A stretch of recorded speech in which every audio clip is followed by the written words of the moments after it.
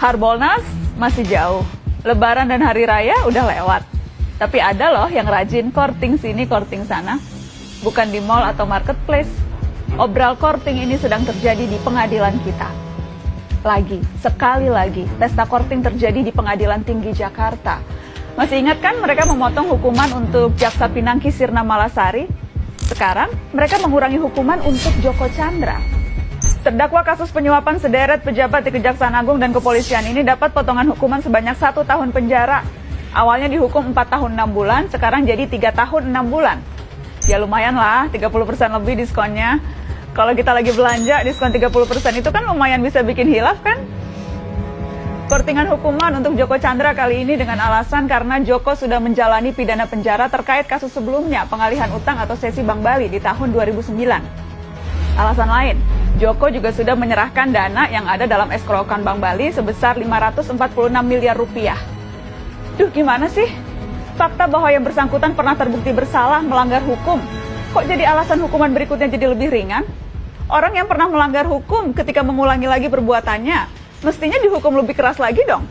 Apalagi kejahatan yang kedua ini untuk kabur dari hukuman kejahatan pertama. Jelas-jelas kejahatan kedua dilakukan untuk melecehkan hukum dan pengadilan. Kok malah jadi alasan untuk diberi keringanan?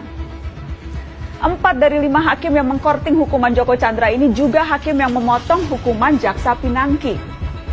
Ladies and gentlemen, please welcome Muhammad Yusuf sebagai hakim ketua, Haryono, Singgih Budi Prakoso, dan Reni Halid sebagai hakim anggota.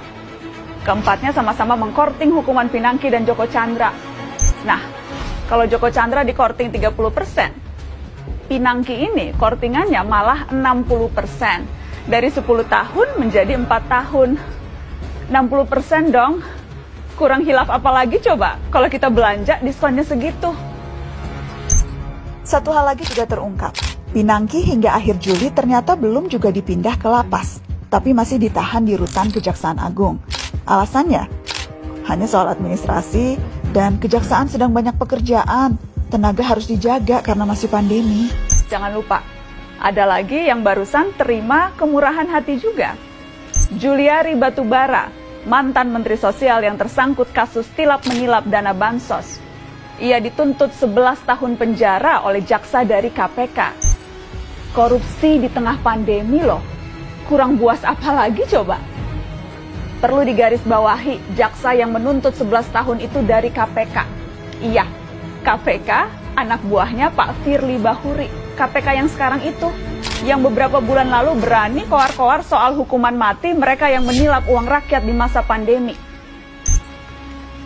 Penegakan hukum ini soal bobot, soal ukuran, juga soal kepantasan. Yang pegang kendali memang hanya beberapa, tapi kita bisa menilai seberapa impas dan pantas. Akil Mohtar, Ketua Mahkamah Konstitusi yang tersangkut suap pemilu kada, bisa dituntut seumur hidup.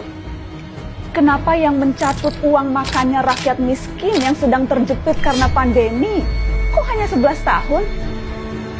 Repot ini, repot.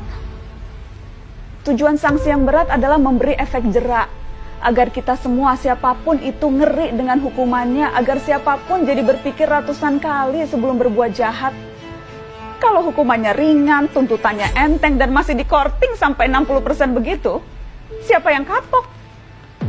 Di mana-mana flash sale itu, diskonan itu, untuk mengundang orang datang dan belanja. Korting hukuman korupsi ini kan jadinya kayak undangan ya. Undangan untuk yuk, belanja yuk. Tapi belanjanya pakai uang rakyat, uang kita-kita juga. Kita lagi yang nombok. Rakyat lagi yang harus urunan lewat pajak, urunan subsidi. Dan ini beneran loh. Jadi, selama rentang 2001 sampai 2015, diperkirakan kerugian negara karena korupsi mencapai 203,9 triliun rupiah. Namun total hukuman finansial yang diberikan kepada koruptor hanya 10,42% saja atau hanya 21,26 triliun rupiah. Ini belum ngitung biaya sosial dari praktek korupsi. Kalau pakai hitungan ICW itu, 203,9 triliun dikurangi 21,26 triliun, negara masih nombok sekitar 182 triliun lebih. Siapa yang nombokin selisihnya? Ya siapa lagi selain kamu, saya, kita semua para pembayar pajak. Yang harus kapok kan para koruptor ya. Kok malah lama-lama kayak kita yang kapok ya?